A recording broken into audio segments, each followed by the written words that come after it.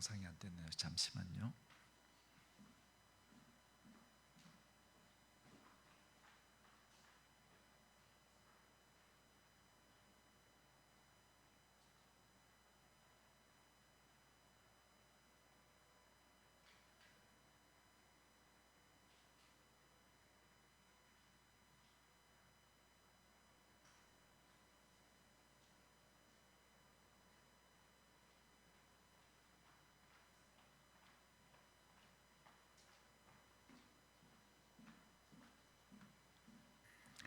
사도신경으로 신앙 고백 드림으로 새벽 예배 시작합니다.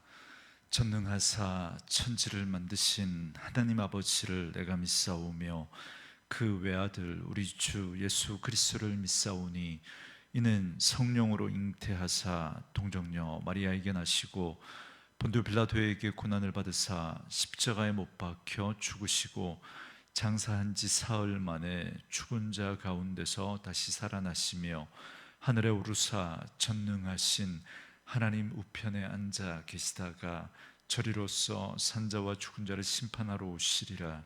성령을 믿사오며 거룩한 공회와 성도가 서로 교통하는 것과 죄를 사하여 주시는 것과 몸이 다시 사는 것과 영원히 사는 것을 믿사옵나이다. 아멘.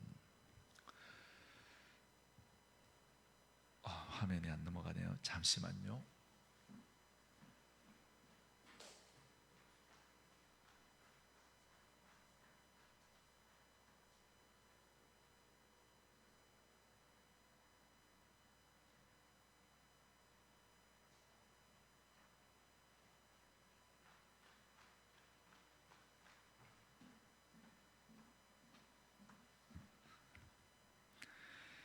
이 아침에 우리에게 주시는 하나님의 말씀은 요한계시록 18장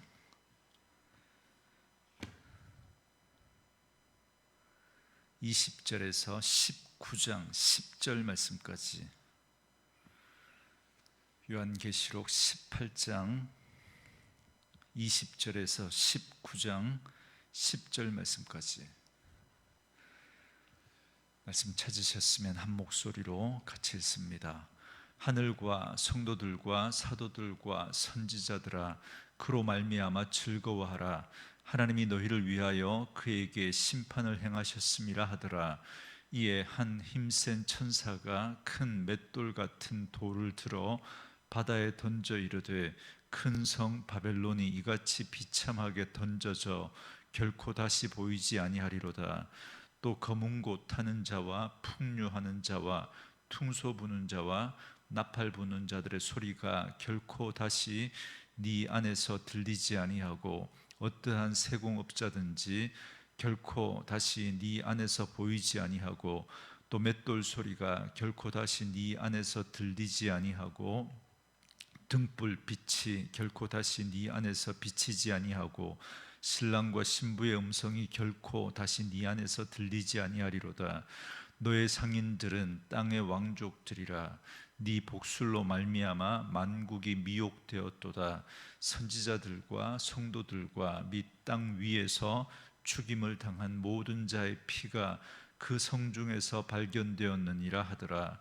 이 일 후에 내가 들으니 하늘에 허다한 무리의 큰 음성 같은 것이 있어 이르되 할렐루야, 구원과 영광과 능력이 우리 하나님께 있도다. 그의 심판은 참되고 의로운지라. 음행으로 땅을 더럽게 한 큰 음녀를 심판하사 자기 종들의 피를 그 음녀의 손에 갚으셨도다 하고 두 번째 할렐루야 하니 그 연기가 세세토록 올라가더라. 또 24장로와 네 생물이 엎드려 보좌에 앉으신 하나님께 경배하여 이르되 아멘 할렐루야 하니 보좌에서 큰 음성이 나서 이르시되 하나님의 종들 곧 그를 경외하는 너희들아 작은 자나 큰 자나 다 우리 하나님께 찬송하라 하더라. 또 내가 들으니 허다한 무리의 음성과도 같고 많은 물소리와도 같고 큰 우레소리와도 같은 소리로 이르되 할렐루야, 우리 주 우리 하나님 곧 전능하신 이가 통치하시도다. 우리가 즐거워하고 크게 기뻐하며 그에게 영광을 돌리세. 어린 양의 혼인 기약이 이르렀고 그의 아내가 자신을 준비하였으므로 그에게 빛나고 깨끗한 세마포 옷을 입도록 허락하셨으니 이 세마포 옷은 성도들의 옳은 행실이로다 하더라. 천사가 내게 말하기를 기록하라. 어린 양의 혼인잔치에 청함을 받은 자들은 복이 있도다 하고, 또 내게 말하되 이것은 하나님의 참되신 말씀이라 하기로 내가 그 발 앞에 엎드려 경배하려 하니, 그가 나에게 말하기를 나는 너와 및 예수의 증언을 받은 네 형제들과 같이 된 종이니 삼가 그리하지 말고 오직 하나님께 경배하라. 예수의 증언은 예언의 영이라 하더라. 아멘. 오늘은 함께 읽으신 요한계시록 18장 20절에서 19장 10절 말씀을 중심으로 즐거워하라, 찬양하라 라는 제목의 말씀으로 잠시 은혜를 나누겠습니다.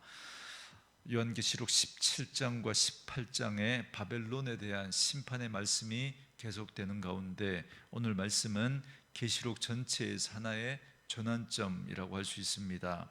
이제 바벨론의 심판에서, 이제 18장까지 바벨론의 심판에서 이제 19장으로 넘어가면서 어린 양의 혼인잔치와 구원의 선언으로 전개됩니다. 여기서는 바벨론의 멸망에 대한 하늘과 하늘 백성의 기쁨이 강조되고 있습니다. 먼저 요한은 하늘로부터 심판을 선언하는 음성을 듣습니다. 18장 20절에 보시면 하늘과 성도들과 사도들과 선지자들아 그로 말미암아 즐거워하라. 하나님이 너희를 위하여 그에게 심판을 행하셨음이라 하더라 그럽니다. 하늘도 성도들도 사도들도 선지자들도 하나님께서 행하시는 심판의 날을 기다려왔습니다. 이는 하나님의 심판을 신원했던 이들을 언급하는 겁니다. 이 땅에 믿음으로 살아가면서 이 땅에 그 우상을 숭배하며 악을 행하는 그런 자들에 의해서 억울하게 고통을 당하고 어려움을 겪었던 그들이 그 억울함을 풀어달라고 하나님 앞에 신원했던 것들, 신원했기 때문에 이제 드디어 하나님께서 행하시는 그 심판을 바라보면서 기뻐하게 되는 것이죠. 여기 성도들은 지상교회를 가리키는 지상교회를 섬기면서 핍박을 견디며 순교까지 불사했던 이들입니다. 큰 성 바벨론은 자기의 부역자들에게 온갖 특혜를 주고 자기를 경배하지 않는 성도들을 억압하고 핍박했습니다. 바벨론은 이들의 피로 음행의 잔을 채웠고 부역자들과 함께 이 땅에서 잔치를 벌였습니다. 그러나 마침내 때가 왔습니다. 하나님이 정하신 때가 되어 이제 심판이 선언되고 하늘과 성도들, 사도들과 선지자들은 즐거워합니다. 그래서 여러분, 우리는 우리 주님 다시 오시는 그날을 우리가 사모하고 기다릴 수밖에 없는 이유가 바로 여기에 있는 것이죠. 우리의 모든 억울함을 풀어주시고 우리의 삶을 역전시키시는 그분이 바로 우리 주님이시고, 우리 주님 다시 오시는 날 그러한 일들이 일어날 것이기 때문에 그렇습니다. 그래서 이들이 하나님의 그 구원을 행하시는, 그렇기 때문에 의인들에게는 구원이지만 악인들에게는 심판의 날이죠. 그래서 그 심판을 바라보면서 기뻐하고 즐거워하는 것입니다. 이어서 18장 21절에 보면 한 힘센 천사가 나타나 큰 맷돌 같은 것을 바다에 던집니다. 이는 바벨론으로 상징되는 세상의 최후를 말하는 겁니다. 맷돌이 바다에 던져지면 다시 떠오를 수 없습니다. 이처럼 세상은 다시 있지 않을 것이다 라는 것을 의미합니다. 그리고 다시 한번 바벨론이 멸망한 이유를 설명하는데요. 왜 세상이 망할 수밖에 없는가? 첫째는 사치와 허영의 죄입니다. 22절과 23절을 보시면 여기서 묘사된 모든 표현들은 자기 만족을 추구하고 사치와 쾌락과 유희를 즐기는 세상의 모습을 보여줍니다. 이렇게 사치와 허영과 자기 만족을 추구하는 삶은 반드시 고통하는 이웃의 신음소리를 외면하고 말기 때문에 심판을 당할 수밖에 없습니다. 여러분, 죄의 가장 큰 특징이 지독한 이기주의, 자기중심주의라고 말하지 않습니까? 자신의 욕심과 자신의 허영을 채우기 위해서 이웃의 고통을 외면해버립니다. 아니, 이웃의 그 고통을 통해서라도 자기의 욕심을 채우려고 하는 것이 세상이죠. 거기에 대해서 하나님은 그냥 넘어가지 않겠다고, 그것이 바로 그들이 심판을 당하는 이유라고 말하고 있습니다. 두 번째는 교만과 자만의 죄 때문에 세상은 망할 수밖에 없습니다. 23절에 보면 너희 상인들은 땅의 왕족들이라 그럽니다. 어쩌면 이렇게 오늘 이 시대의 상황을 정확하게 말해주는지 모르겠습니다. 여러분, 오늘날 물질주의 사회에서 물질을 많이 가진 자들이 왕입니다. 그들은 왕처럼 이 땅에서 군림하며 살아갑니다. 부유함으로 그들은 거만하고 교만해집니다. 또 23절에 보면 네 복술로 말미암아 만국이 미혹되었도다 그럽니다. 그들은 자신의 죄로 만족하지 않고 다른 이들을 끌어들이는데 더 관심이 많습니다. 그런데 무엇으로 사람들을 미혹합니까? 여기 복술이라고 하였는데 이는 마술과 같은 속임수입니다. 그들은 불법과 편법을 다 동원해서 불의한 재물을 쌓고 사람들을 유혹합니다. 수단과 방법을 가리지 않고 부를 축적하는 일에, 다른 사람들을 끌어들이는 일에 열심입니다. 그러나 하나님의 공의에 대해서는 아무것도 알지 못합니다. 결국 이들은 그 교만과 복술로 하나님의 심판을 받고 마는 것입니다. 여러분, 돈이면 모든 것이 다 되는 그런 세상이지 않습니까? 그래서 그 돈의 논리 앞에 여러분, 이 땅의 정의와 이 땅의 그 거짓이 오히려 그 돈 앞에서 오히려 거짓이 득세하고, 그렇기 때문에 많은 사람들이 바르게 사는 것, 정의롭게 사는 것, 이런 것들을 다 내팽개쳐 버리고 그러한 돈을 쫓아서 얼마나 많은 사람들이 거기에 편승합니까? 이러한 세상의 모습을 오늘 복술로 표현하고 있습니다. 그래서 많은 사람들이 돈 앞에서 무너져 버리는 그런 세상의 모습을 보게 되는 것이죠. 마지막으로 세상이 심판을 받아야 하는 이유는 바로 생명을 경시하는 죄를 범했기 때문입니다. 여러분, 24절에 보시면 선지자들과 성도들은 물론이거니와 땅 위에서 죽임을 당한 모든 자의 피로 인해 세상은 심판을 받습니다. 타락한 이 세상, 사치와 방탕에 빠진 사람들의 특징은 돈 앞에 인격을 생각하지 않는다는 것입니다. 돈을 위해서 생명을 해치고 생명을 돌보지 않습니다. 돈이 되는 일인가, 돈이 되지 않는 일인가, 이것이 모든 것의 판단 기준이 되어버린 그런 세상이 되어버렸습니다. 그러므로 오늘 우리가 살아가는 이 세상이 어떤 곳인지 우리는 냉철하게 볼 수 있어야 합니다. 그리고 세상의 운명에 대해서도 분명히 아셔야 합니다. 바다에 던져진 그 맷돌처럼 여러분, 이 세상은 반드시 하나님의 심판을 받게 되고 이 세상은 다시 보이지 않게 될 것입니다. 하나님의 우리 예수님의 재림과 함께 이 세상은 끝이 나게 됩니다. 그러므로 우리는 정함이 없는 세상, 반드시 망하고 말 이 세상에 소망을 두지 말아야 합니다. 오직 주께서 다스리시는 그 하늘 나라에 소망을 두고 살아가는 자들이 바로 오늘 우리 예수 믿는 우리 그리스도인들이죠. 그래서 하나님께서 우리에게 이 땅에 마치 소풍 보내주신 것과 같습니다. 그래서 우리는 이 땅에 잠시 살다가 우리는 다시 우리의 본향 하늘나라로 돌아가게 되는 것이죠. 우리가 이 땅에 사는 동안 우리는 하나님의 말씀을 쫓아서, 또 하나님이 우리에게 주신 그 사명을 쫓아서 우리는 이 땅을 살아가는 겁니다. 결코 이 정함이 없는 이 땅에 소망을 두는 것이 아니라 하늘 소망을 두고 우리는 오늘도 이 땅을 하늘 백성으로 살아가야 하는 것이죠. 그래서 이제 오늘 본문 19장은 하늘나라의 모습을 우리에게 보여줍니다. 우리의 본향, 우리가 돌아가야 할 그 하나님의 나라를 우리에게 보여줍니다. 먼저 하늘에서 감격의 찬양이 울려 퍼집니다. 1절에 보면 하나님의 백성들이 찬양하는 구원과 영광과 능력이 하나님께 있기 때문입니다. 여러분, 악이 득세하는 이 세상에서도 우리는 악을 이기고 믿는 자들을 구원하시고 악한 자들을 심판하시는 하나님의 영광과 구원의 능력을 바라볼 수 있어야 합니다. 또한 2절 말씀처럼 하나님의 심판은 참되고 의롭기 때문에 하나님을 찬양합니다. 세상에 속한 사람, 그리고 세상을 사는 사람들에게는 하나님께서 행하시는 일들이 결코 의롭게 여겨지지 않을 겁니다. 그러나 하나님은 지금 지극히 의로운 일을 행하신 것입니다. 왜냐하면 세상은 음행과 죄악으로 가득 찼기 때문입니다. 그 죄의 심각성을 우리는 볼 수 있어야 합니다.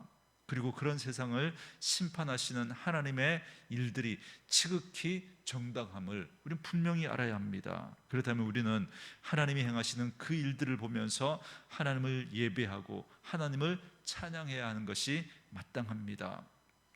지금 이 세상은 하나님이 통치하시지만 완전하지 않습니다. 부분적입니다. 그래서 우리 눈에 정말 하나님이 정말 살아계신가, 어떻게 하나님이 살아계신다면 그렇게 악한 자들이 득세하며 살아갈 수 있을까, 그런 마음이 우리에게 들 수 있습니다. 그러나 마지막 그 심판의 날, 그 모든 하나님의 공의로운 심판이 이루어질 것입니다. 그리고 부분적으로나마 하나님의 공의로운 심판이 행하여지는 그러한 일들이 있습니다. 그러한 것들을 바라볼 때 정말 하나님이 이 땅을 통치하고 계신다라는 사실을, 그 일들을 바라보면서 여러분 우리는 볼 수 있어야 합니다. 하나님 행하시는 일들은 오래 참으시고 때가 되면 반드시 하나님께서 그 악을 드러내시고 하나님의 공의를 이루신다는 사실을 놓치지 마시기 바랍니다. 그리고 6절에 보면 하나님의 통치하심으로 찬양합니다. 하나님께서 세상을 정당하게 심판하시는 그 일 때문만이 아니라 이제는 하나님이 왕으로 통치하시는 것 때문에 찬양받기에 합당하십니다. 하나님은 온 우주의 왕이십니다. 하나님은 창세로부터 지금까지 만물을 다스려 오고 계십니다. 비록 사단이 바벨론과 적그리스도와 거짓 선지자를 일으켜서 하나님의 백성을 대적하는 것처럼 보이지만 사실 하나님은 그들을 통치하고 계신 겁니다. 왜냐하면 그들은 결국 하나님의 뜻을 이루는 도구에 불과하기 때문입니다. 여러분, 악이 득세하는 것처럼 보이지만 그러한 일들을 통해서 하나님은 이 세상을 그들이 득세하는 것처럼 보이는 그 와중에서도 그들을 도구로 사용하셔서 하나님의 뜻을 이루어가고 계시는 것입니다. 여러분, 믿음으로 그 하나님이 행하시는 일들을 우리는 바라보면서 그 하나님의 다스리심과 그 하나님의 통치하심을 바라보며 찬양할 수 있어야 합니다.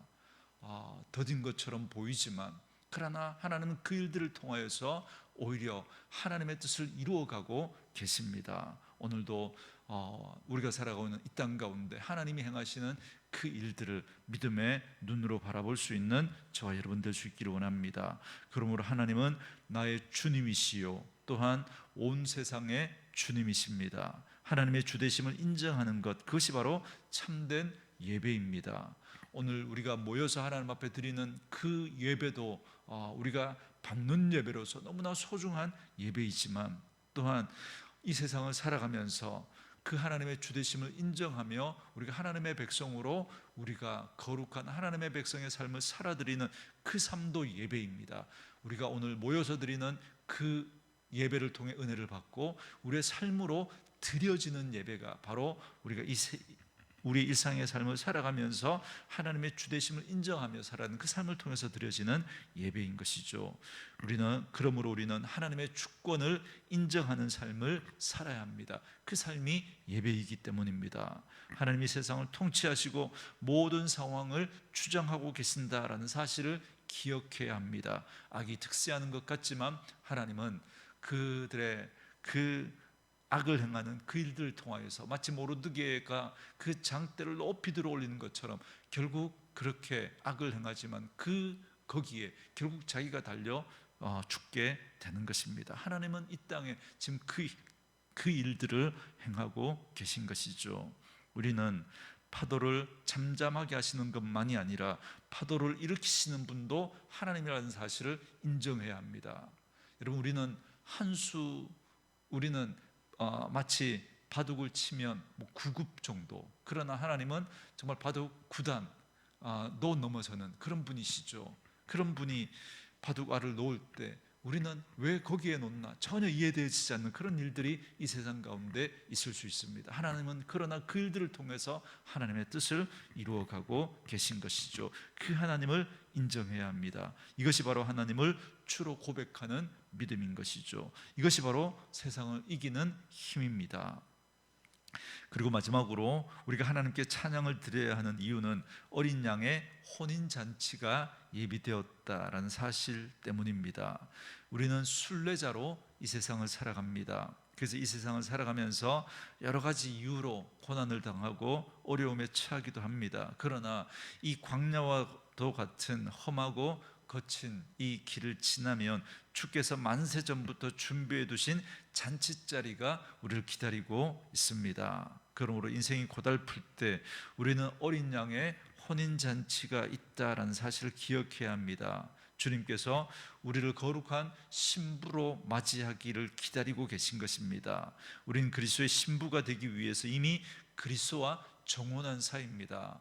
우리나라에서는 이렇게 결혼 전에 이렇게 정혼하는 그런 일들이 그렇게 흔하지는 않지만, 여러분 이스라엘의 결혼 제도는 이 정혼하고 그 시기가 차고 이렇게 결혼을 하게 되거든요. 그러므로 마치 우리는 주님과 정혼하고 이제 그 주님과 결혼할 그날을 기다리는 신부와도 같은 것이죠. 그러므로 진정 우리가 사랑해야 할 대상은 오직 한 분 그리스도밖에 없다는 사실을 기억하시기 바랍니다.